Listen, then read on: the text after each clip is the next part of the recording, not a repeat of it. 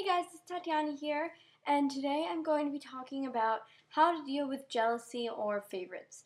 I have a not so fun amount of experience with this, meaning I have quite a lot of experience with this, and I was trying to debate whether I should take an easier approach to it and kind of just, I don't know, tell it like it is in a non-biased standpoint, but in the end I decided it would be better just to really share my experiences with you guys and how I deal with it, and yeah, hopefully it's more helpful than just me randomly talking. So you have to know that favoritism happens everywhere. So even if you become a professional and go to a big company, there will be favorites there. There will be favorites pretty much anywhere you go. Even in school, there are favorite students.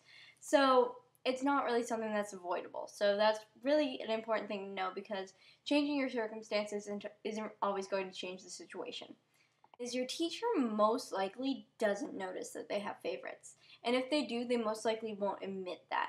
And my teacher is kind of like this. I'm pretty sure that they don't notice that they have favorites, but other students notice. And I have talked to a couple of my friends who are not the favorites, and they definitely notice. And also, the favorites normally don't notice that they're favorites. So it's really frustrating because it's almost like you're upset about something that nobody thinks exists. So, but one of the important things to remember about that is just because you aren't a favorite or your teacher doesn't like you or something like that, that doesn't mean that you're a bad dancer or a bad person or anything like that. Because other opinions do count too. So if every summer intensive you've gone to and every audition you've gone to and everybody who's seen you dance loves your dancing and says like you're such an amazing dancer and you're very strong or whatever it is, but your teacher doesn't really say that, that doesn't always mean that your teacher is the one who's right and everybody else is just lying to you. Because if multiple people say that, they're probably right. So other opinions definitely do count, and not just your teachers. I want to go into two different types of favoritism.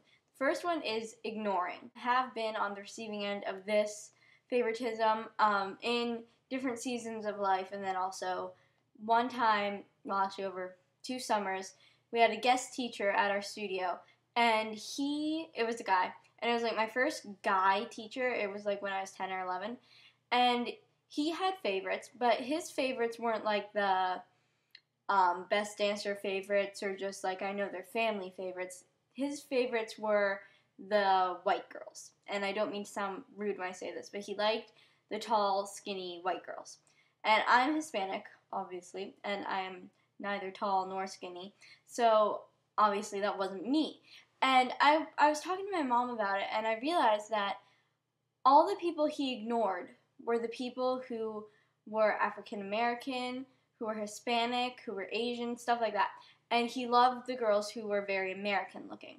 So a lot of times the favoritism can come out in how you look, and you cannot do anything about that. So don't change how you look trying to get someone to like you. If you have your teachers for even just like an hour and a half technique class and you don't get any corrections, that could potentially mean that you're getting looked over. Now, sometimes there's a really big class on Mondays at my studio.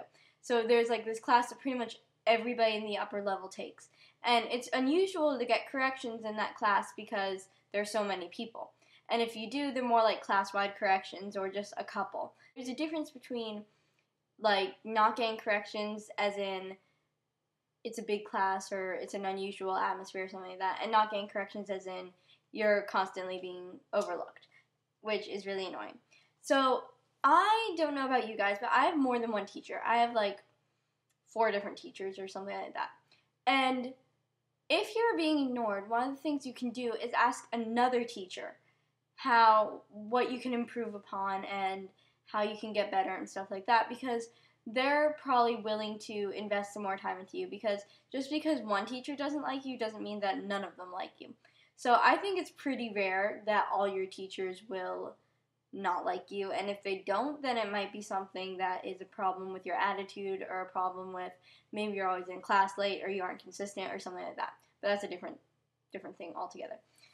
Next is make sure you assert yourself as a dancer, and that doesn't mean like, I don't know, that I feel like that could be taken the wrong way. But what I mean by that is don't hide in the back. Don't do things really small. Don't be afraid to show your personality when you're dancing. And that doesn't mean like smiling really brightly or anything like that. It means just really showcasing what you're good at, because that's important. So if you know that you can get in an extra pirouette and you know it can be clean, then do that. Even if your teacher doesn't notice, it can help build your confidence. So make sure you assert yourself as a dancer, and that's really important too. And also, the last thing you can do is if you're getting kind of desperate and you don't know what to do and you're really getting sick of being ignored, then you should probably ask your teacher specifically at the end of class or come in early to class and just say, what can I do differently, because I feel like I need to improve on something, but I'm not sure what. And they will probably start looking at you a little bit, They'll probably start looking at you a little bit more then, and if not, then they might just say something that they've noticed, and that shows that they actually are paying attention. So that is how you can deal with the ignoring type of favoritism. Or, I guess, like, if you're on that receiving end. Okay, and the other type is the overcorrecting. This one can also be really bad and really disheartening, because if your teacher is constantly correcting you in a not so nice way, and then going around correcting another girl in a much sweeter way, then it's kind of annoying. So I've been a recipient to this one as well, and I am perfectly open about it. I'm very slow at picking up choreography and patterns, and I've been getting better at it. I know I've been getting better at it, but I know I'm really slow at it.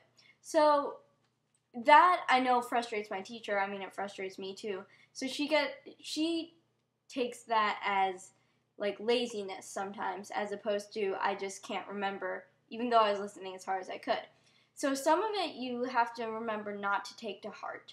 You can probably pay more attention to the words that they're saying than the tone of voice. So, I mean, obviously if they're saying like you're stupid or something like that, then that's not, you shouldn't pay attention to those words. But when you think of it and go to the direct correction and just pay attention to those words and not how they said it, because sometimes you can find that the correction was actually helpful. It was just the tone of voice that made you feel bad or that was really rude. Also, if they are getting really frustrated with you and are really angry with you and just kind of yell at you for something that you don't know why they did, ask yourself if it's a pattern. Like if you are forgetting to point your feet all the time. So think back and be like, oh, is this actually like a legitimate thing that I need to work on? That's why they're frustrated with me? Or is it just like a one-time occurrence? My teacher likes to joke a lot. So for some of the girls, when she comes in and corrects them, she'll like make a little joke or say it in a funny voice or like laugh after she does it. But when she comes around to other ones, like me, then she's very to the point, very angry sounding, not happy, you know, and sometimes it can be because it's a pattern or because you're choosing not to fix something, and sometimes it can just be blatant favoritism, which sucks, but it's still there.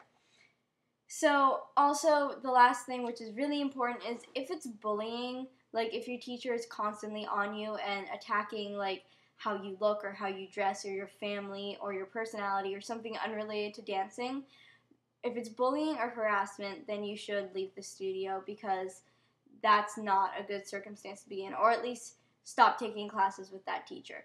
And there are articles online about what constitutes as bullying and harassment and all that other stuff, like abuse within the studio. And if you aren't sure, then you should probably look that up or talk to an adult, not just take this from me. But bullying obviously is a very serious thing, and you don't want to just let that go by. Hopefully your problems will get easier. And another important thing is you can always talk to a friend about it, a really trusted friend about it. But I find that it's easier not to bring it up with the favorites, because a lot of my good friends are favorites, and if I say anything to that effect, like, oh, this teacher, you know, you're one of her favorites or something like that, and then they'll get pretty mad about it, they'll get pretty defensive. So I find that it's better not to bring it up there. So that's all for today. And hopefully that was helpful, and I guess I will see you guys next Wednesday. Bye!